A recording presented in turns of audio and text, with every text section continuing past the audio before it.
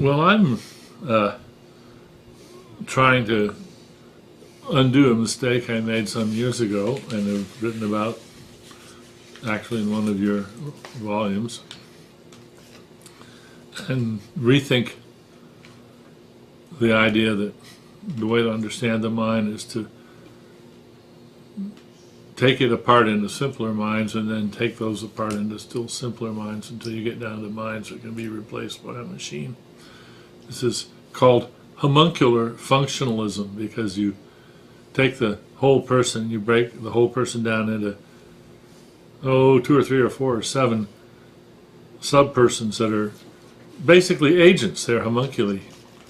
And this looks like a regress, but it's not, because it's only a finite regress, because you take each of those in turn and you break it down into a group of stupider, more specialized homunculi, and you keep going until you arrive at parts that you can replace with a machine.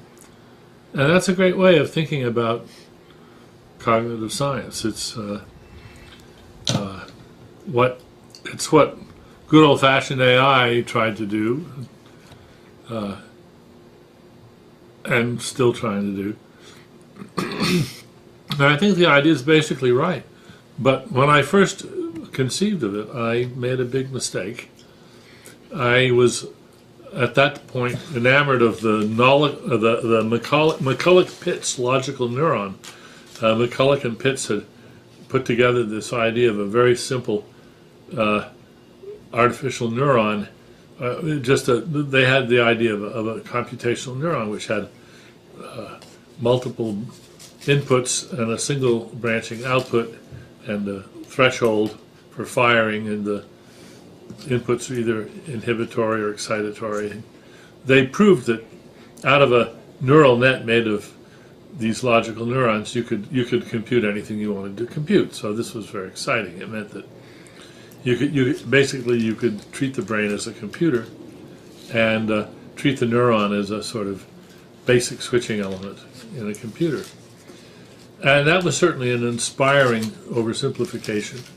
Everybody knew it was an oversimplification, but people didn't realize how much.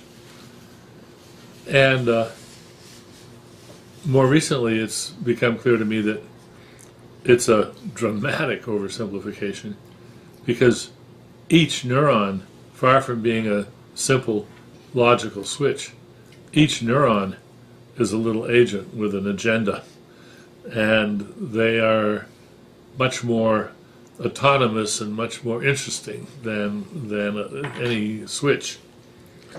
And so then the question is, what happens to your ideas about computational architecture when you think of individual neurons not as dutiful slaves or as simple machines, but as agents that have to be kept in line, and that have to be properly rewarded, and that can form coalitions and cabals and organizations, alliances.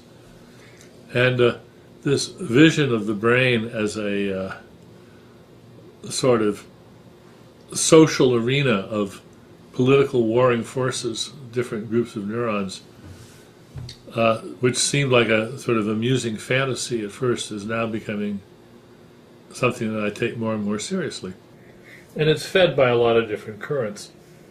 David Haig in evolutionary biology has these lovely papers on intrapersonal conflict, where he's talking about how even at the level of the genetics, even at the level of the conflict between the genes you get from your mother and the genes you get from your father, the so-called pedunal and medunal genes, that those are in opponent relations, and that if they get out of whack, a lot of serious imbalances can happen that show up as particular as psychological anomalies. So we're beginning to come to grips with the idea that your brain is not this well-organized hierarchical control system where everything is in order. Very Germanic vision of a bureaucracy.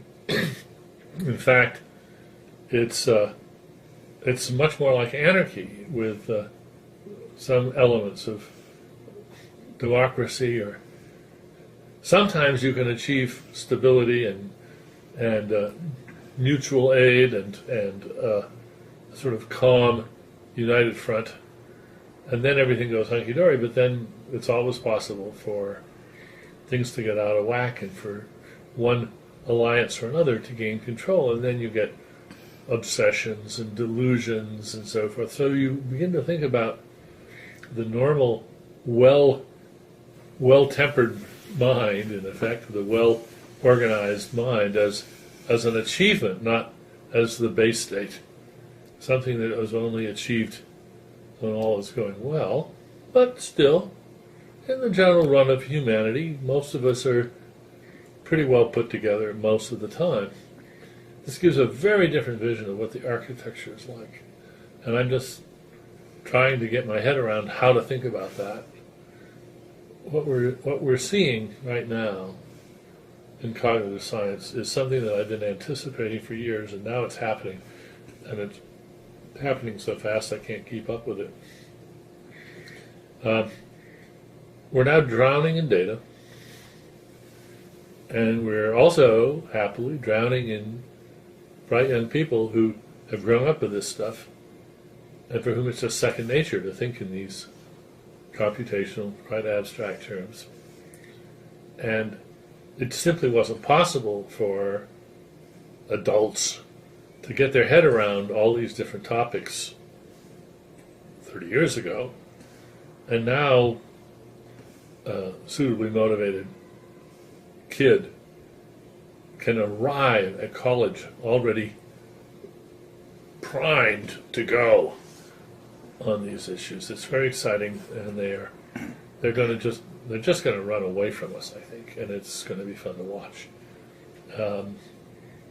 So the vision of the brain as a computer, which I still champion, is changing so fast. Yeah, the brain's a computer, but it's so different from any computer that you use. It's not like your desktop or your laptop at all. And it's not like your iPhone, except in some ways. It's a much more interesting phenomenon. Now, what Turing gave us for the first time, and this is, without Turing, you just couldn't do any of this, I think, is he gave us a way of thinking about and taking seriously and thinking in a disciplined way about phenomena that have, as I like to say, trillions of moving parts. Until late 20th century, nobody knew how to take seriously a machine with a trillion moving parts. It was just mind-boggling. You couldn't do it. But computer science gives us actually the ideas, the concepts of levels, virtual machines implemented in virtual machines, implemented in virtual machines, and so forth. We have these nice ideas of sort of recursive reorganization, of which your iPhone is just one example, and a very structured and very rigid one at that. We're getting away from the rigidity of that model, which was worth trying for all it was worth. I mean, you go for the low-hanging fruit first. First, you try to make minds as simple as possible. You make them as much like digital computers, as much like von Neumann machines as possible. It doesn't work. Now we know why it doesn't work pretty well. So you're right, you're going to have a parallel architecture, because after all, the brain is obviously massively parallel. Well, it's going to be a connectionist network. Yeah, but although we know the many talents of connectionist networks, how do you knit them together into one big fabric that can do all the things? Who's in charge? What kind of control system? I think control is the real key. And you begin to realize that control in brains is very different from control in computers. Control in your commercial computer is very much a carefully designed top-down thing. You really don't have to worry about one part of your laptop going rogue and trying out something on its own that the rest of the system doesn't want to do. No, they're all slaves. If they're agents, they're slaves. They're prisoners and they're slaves. They have very clear job descriptions. They get fed every day. They don't have to worry about where the energy is coming from. And they're not ambitious. They just do what they're asked to do.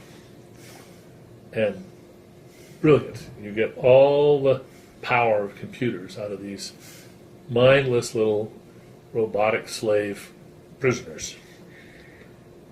But that's not the way your brain is organized. Your brain is, they are imprisoned. Each neuron is imprisoned in your brain. I now think of these as cells within cells, or cells within prison cells.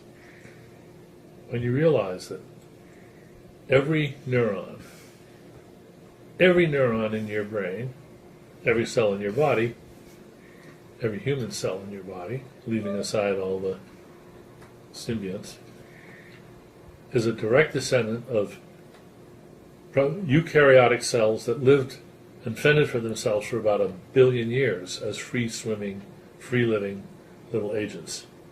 They fended for themselves and they survived. They had to develop an awful lot of know-how, a lot of talent, a lot of self-protective talent to do that. When they joined forces into multicellular creatures, they gave up a lot of that. They became, in effect, domesticated. They became part of larger, more monolithic organizations. My hunch is that that's true in general. We don't have to worry about our muscle cells rebelling against us or anything like that. When they do, we call it cancer. But in the brain, I think that maybe, this is my wild idea, and maybe only in one species, us, and maybe only in the obviously more volatile parts of the brain, cortical areas. Some little switch has been thrown in the genetics that in effect makes our neurons a little bit feral. A little bit like what happens when you let sheep or pigs go feral and they recover their wild talents very fast. Maybe a lot of the neurons in our brains are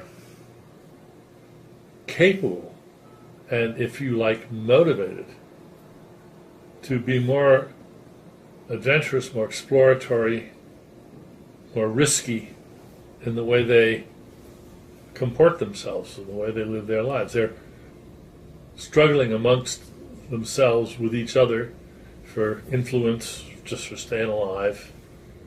And there's competition going on between individual neurons. As soon as that happens, you have room for cooperation, to create alliances, and I suspect that a more freewheeling, anarchic organization is the secret of our greater capacities of creativity, imagination, thinking outside the box and all that.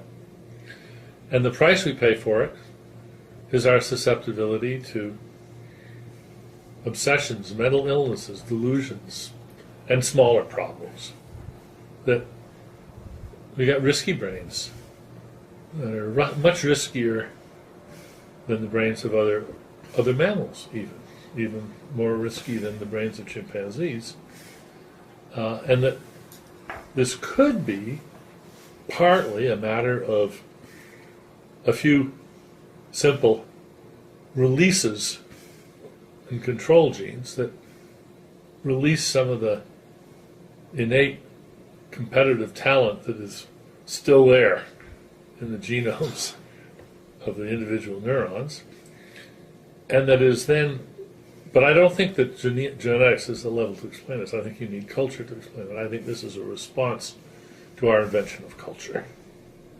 That culture creates a whole new biosphere, in effect, a whole new cultural sphere of activity, where there's opportunities that don't exist for any other brain tissues in any other creatures. And that this exploration of this space of cultural possibility is what we need to do to explain how the mind works. Now, everything I've just said is very speculative, and I'd be thrilled if 20% of it was right. It's a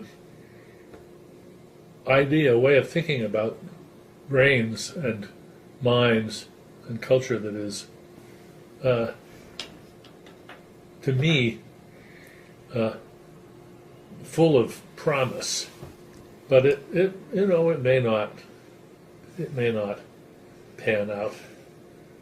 I don't worry about that, actually. I'm content to explore this, and if it turns out that I'm just wrong, I'll say, oh, okay, I was wrong. It was fun thinking about it, but I think it might be right. A lot of the science I'm not myself equipped to work on, but other people can work on it, and they already are in a way. The idea of selfish neurons has already been articulated by Sebastian Sung at MIT in a, I thought, brilliant lecture that he gave, a keynote lecture he gave at Neurosciences out in San Diego a few years ago. I thought, oh yeah, selfish neurons, selfish synapses, cool.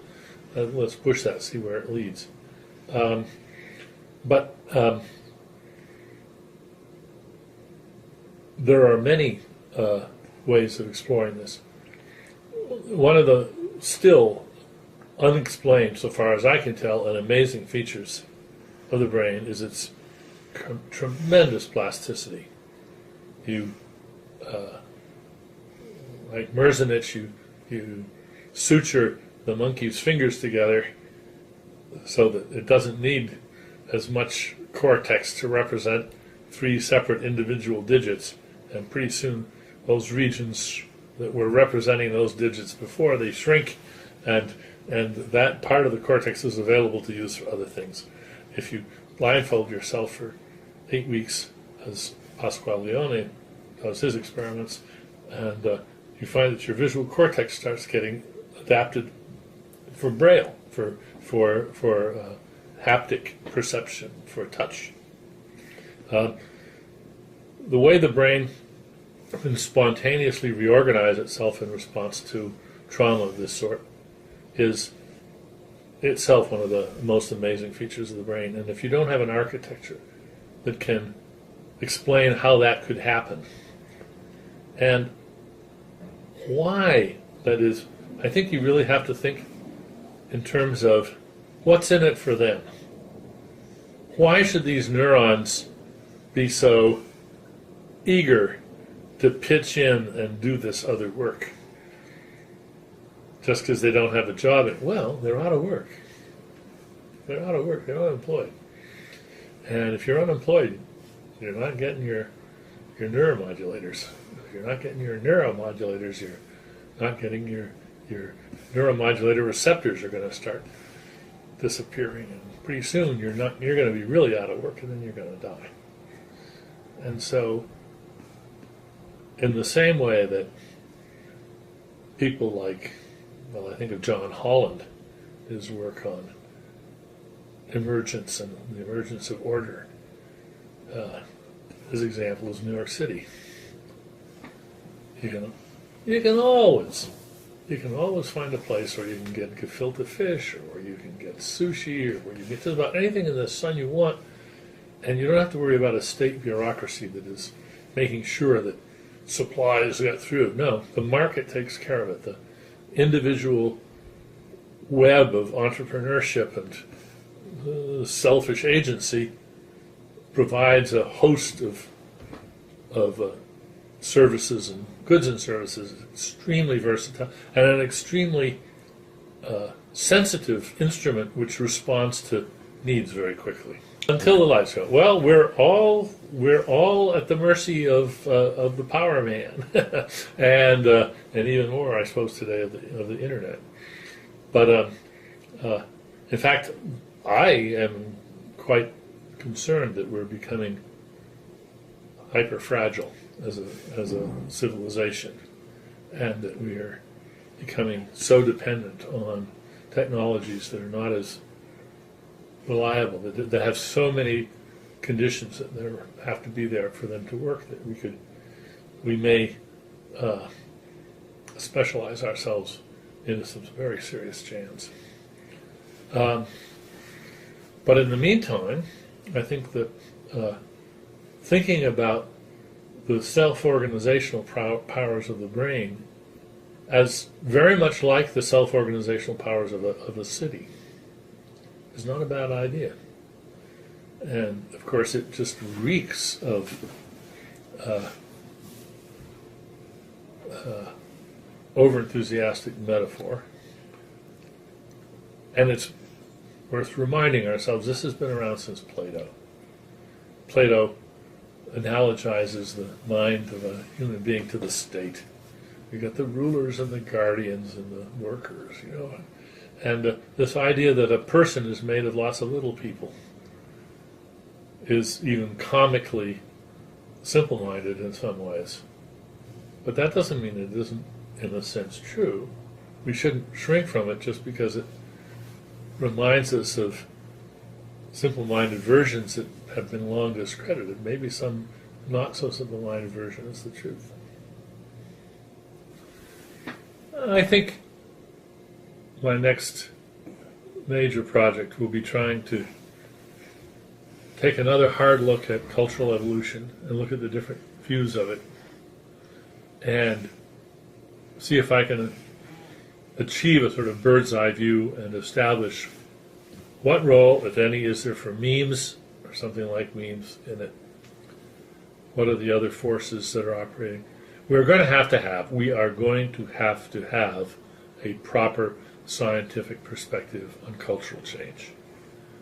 The old-fashioned historical narratives are wonderful, and they're full of gripping detail, and they're even sometimes right, but they only cover a small proportion. They only cover the sort of tip of the iceberg.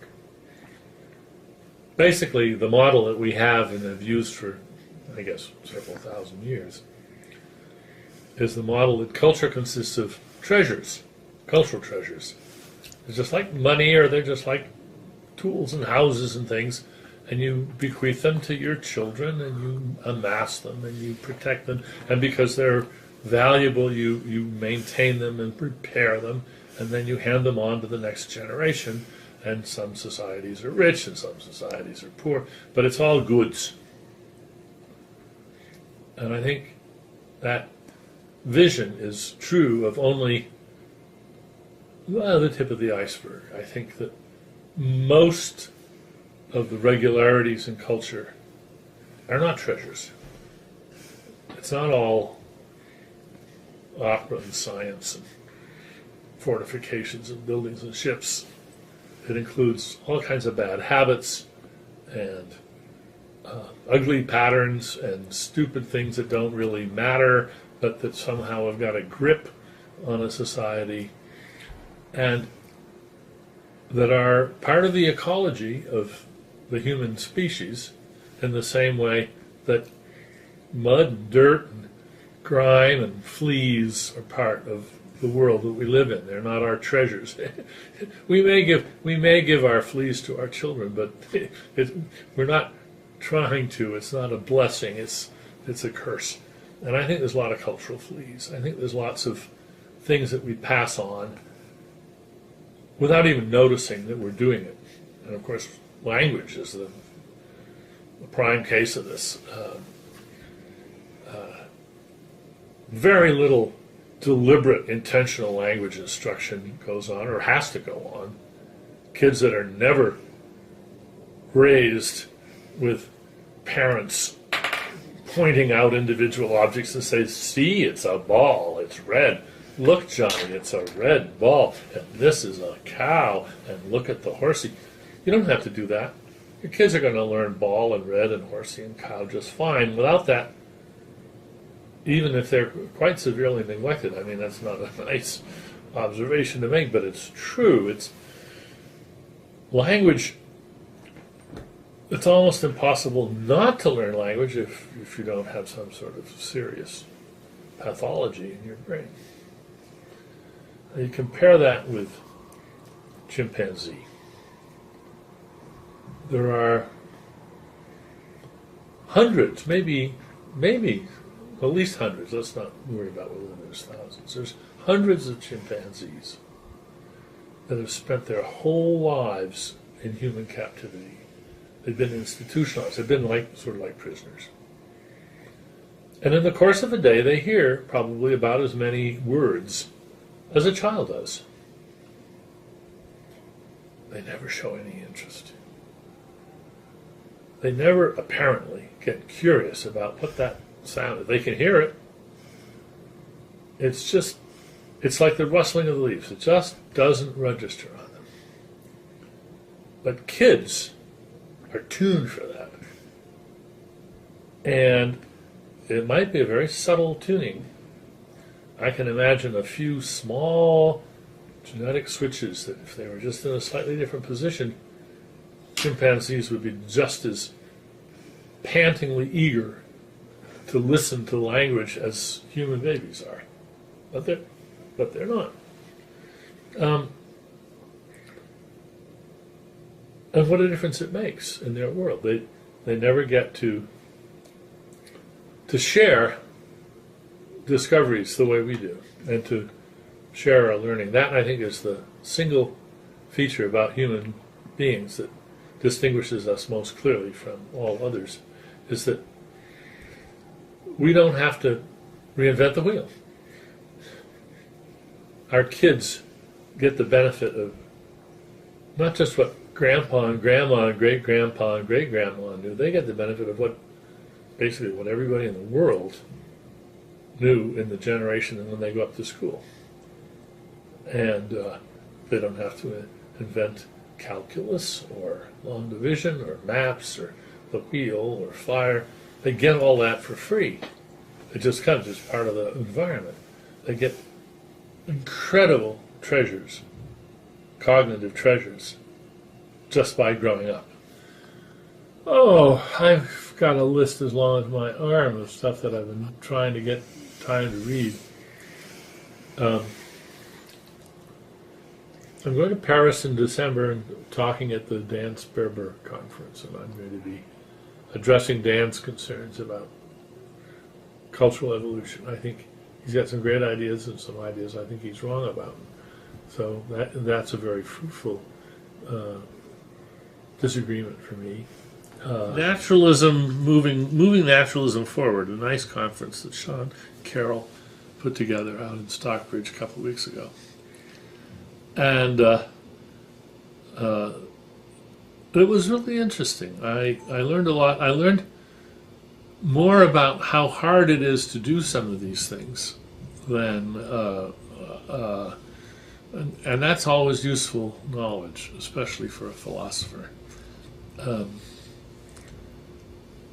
If we take seriously, as I think we should, the role that Socrates proposed for us as midwives of thinking, then we want to know what the blockades are, what the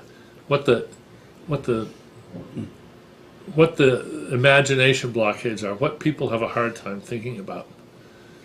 And one of the things that struck me about the Stockbridge conference was the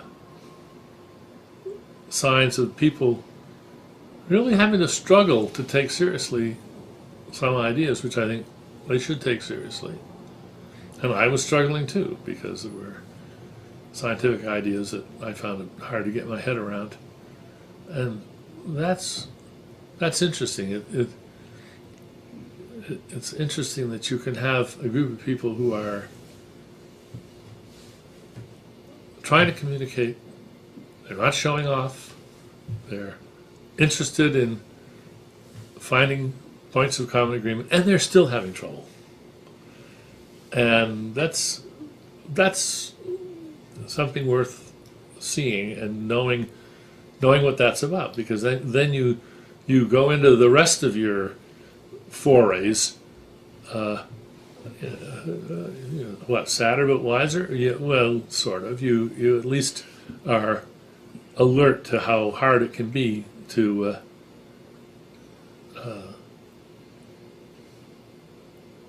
implant a perspective or a way of thinking in somebody else's mind.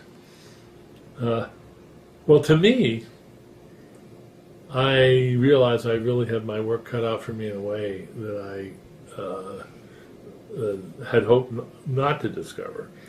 That I think there's still a lot of really naive thinking by scientists about free will.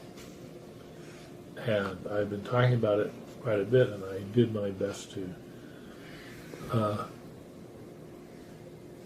undo some bad thinking by various scientists, and had some modest success, but there's a lot more work that has to be done on that front. I think it's very attractive to scientists to think that here's this several millennia old philosophical idea, and they can just hit it out of the ballpark. Which would be nice if it was true. It's just not true. And I think they're well intentioned. They're trying to clarify, but they're really missing a lot of important points. And I want a naturalistic theory of human beings and free will and moral responsibility as much as anybody there. And but I think you've got to think through the issues a lot better than they've done. And here, actually, I think, in a happy way, it shows that there's some real work for philosophers. Well, first of all, philosophers have done some real work that they jolly well should know. Here's an area where one of the few times in my career when I wanted to say to a bunch of scientists, look, you got some reading to do in philosophy before you hold forth on this. There really is some good reading to do on these topics, and they don't want to hear that. Yeah, the figures about American resistance to evolution are still depressing. And you finally have to realize that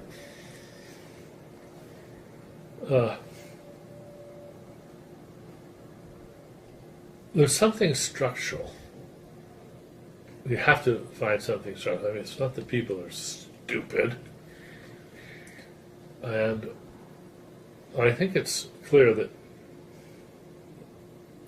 people, everybody, me, you, we all have our authorities, our go-to people that whose word we trust. If you want to question about, should we take the situation in Greece, the economic situation in Greece seriously? Is this really important? We have somebody whose opinion on that we think is worth taking seriously. We don't try to work it out for ourselves. We find some expert that we trust, and right around the horn, whatever the issues are, we have our experts. And so a lot of people have, as their experts on matters of science, they have their pastors. This is their local expert. I don't blame them for, well, I wish they were more careful about vetting their experts and making sure that they found good experts. I mean, they wouldn't choose an investment advisor, I think, as thoughtlessly as they go along with their pastor. Why blame the pastors? But where do they get their ideas? Well, they get them from the hierarchies of their churches. Where do they get their ideas? Up at the top, I figure that there's some people that really should be ashamed of themselves. They know better. They know better. They're lying. And when I get a chance, I try to ask them that. I say, doesn't it bother you that your grandchildren are going to want to know why you thought you had to lie to everybody about evolution? I mean, really. And they're lies. They've got to know that these are lies. They're not that stupid. And I just would love them to worry about what their grandchildren and great-grandchildren will say about how their ancestors were so craven and so arrogant. It's a combination of arrogance and cravenness. Everybody's got their personal go-to experts. Mm-hmm. But now we have to start working on that structure of experts and thinking, why does that persist? How can it be that so many influential, powerful, wealthy, in the public people can be so confidently wrong about evolutionary biology? How did that happen, and why does it happen? Why does it persist? It really is a bit of a puzzle if you think about how they'd be embarrassed not to know that the world is round. I mean, I think that would be deeply embarrassing to be that benighted, and they'd realize it. They'd be embarrassed not to know that HIV is the vector of AIDS. They'd be embarrassed to not understand the way the tides are produced by the gravitational forces of the moon and the sun. They may not know the details, but they know that the details are out there. They could learn them in 20 minutes if they wanted to. And how did they get themselves in a position where they could so blithely trust people who they'd never buy stocks and bonds from those people. They'd never trust a child's operation to a doctor that was as ignorant and as ideological as these people. It is really strange. I haven't got to the bottom of that. Linda Lascola, who's really a very talented investigator, questioner, interviewer, and I started a project where we found closeted, non-believing pastors, still had churches, and would speak in confidence to her. And she's a very good interviewer, and she got and earned their trust, and then they really let their hair down and explained how they got in the position they're in, and what it's like. What is it like to be a pastor who has to get up and say the creed every Sunday when you don't believe it anymore? And they're really caught in a nasty thing, nasty trap. Well, when we published the first study, there was a lot of reaction, and one of the amazing things was the dogs that didn't bark. Nobody said we were making it up or it wasn't a problem. Every religious leader knows. It's their dirty little secret. They knew jolly well that what we were looking at was the tip of an iceberg, that there are a lot of pastors out there who simply don't believe what their parishioners think they believe. And some of them are really suffering. And some of them aren't, and that's interesting too. So phase 2, we've spread out and looked at a few more, and we've also started looking at seminary professors, the people that teach the pastors what they learn, and often are instrumental in starting them down the path of this sort of systematic hypocrisy, where they learn in seminary that there's what you can talk about in the seminary, and there's what you can say from the pulpit, and those are two different things. And I think that this phenomenon of sort of systematic hypocrisy is a very serious, it is the structural problem in religion today. And churches deal with it in various ways, none of them very good.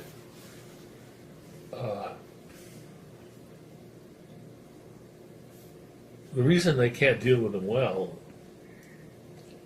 is they have a principle which is a little bit like the Hippocratic Oath of medicine. First, do no harm. Well, they learn this. And they learn that from the pulpit, the one thing they mustn't do is shake anybody's faith. But if they've got a congregation, a parish full of literalist, young earth, literal Bible believers that believe that all the miracles in the Bible really happened and the resurrection is the literal truth and all that, they must not disillusion those people. But then they also realize that a lot of the parishioners, they're not so sure. They think it's all sort of metaphor. Symbolic, yes, but they don't take it literally true.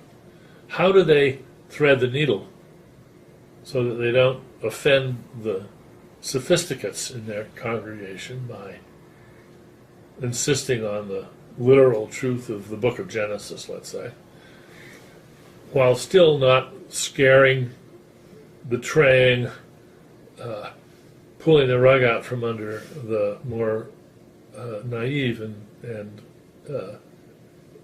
literal-minded of their parishioners? And there's no good solution to that problem, as far as we can see. And since they have this rule that they should not,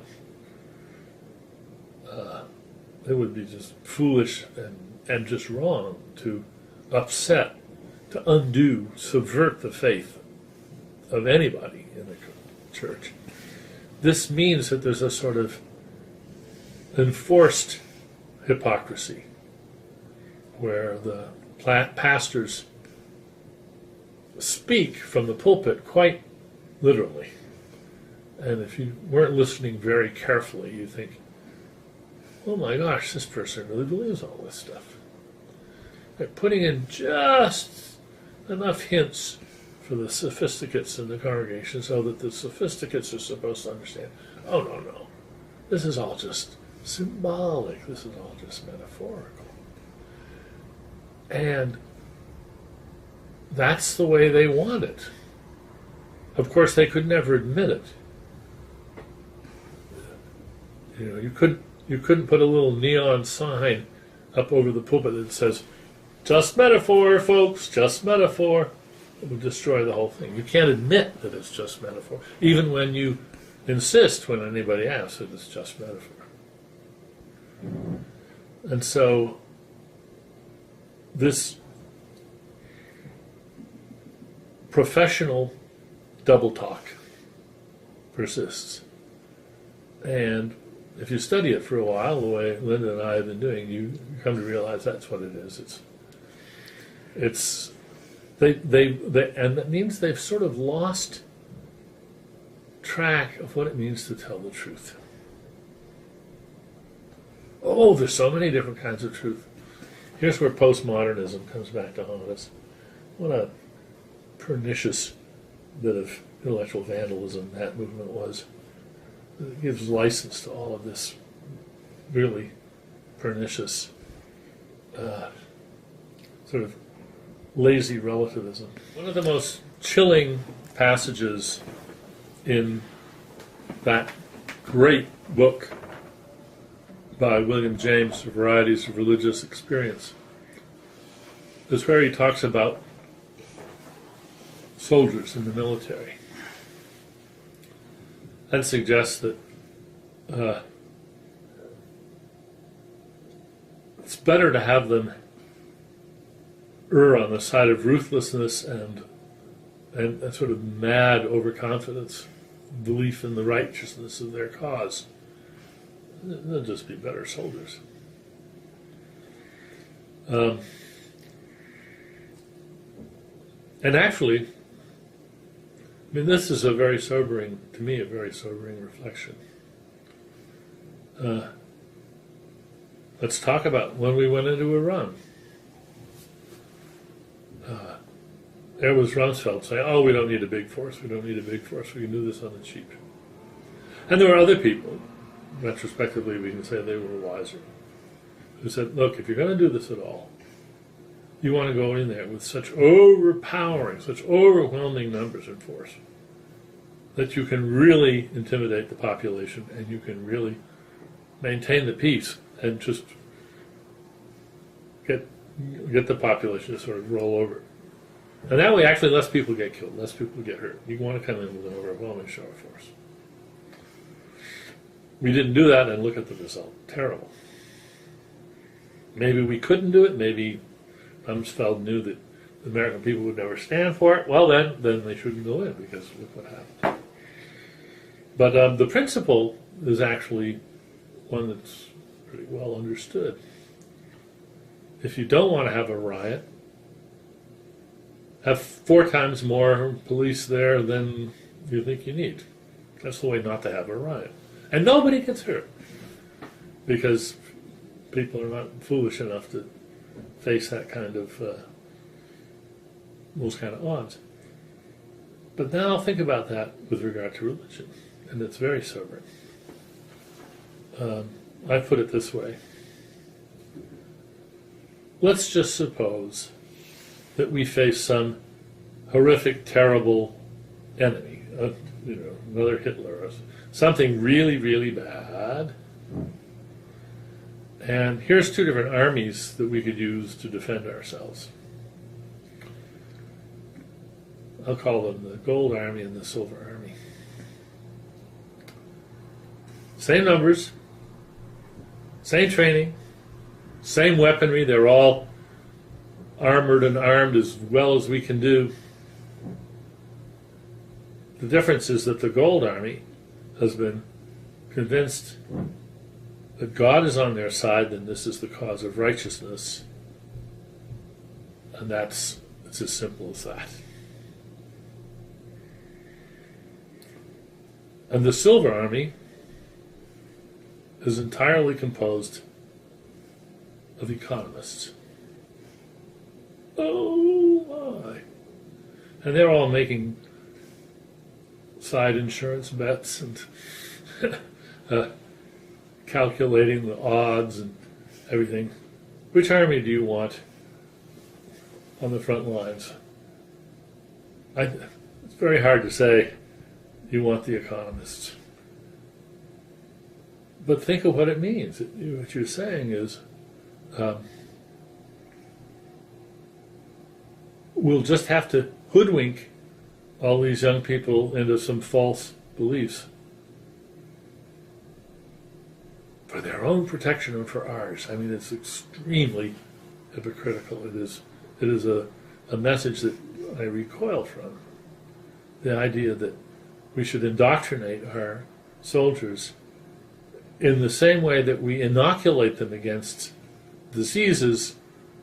We should inoculate them against the sort of thinking that might lead to them to think, am I so sure this cause is just? Am I really prepared to risk my life to protect? And do I have enough faith in my commanders that they're doing the right thing? What if I'm clever enough and thoughtful enough to have figured out a better battle plan, and I realize that this is futile? What am I still going to throw myself into the trenches or something? It's a dilemma that is, I don't know what to do about it, although I think we should confront it at least.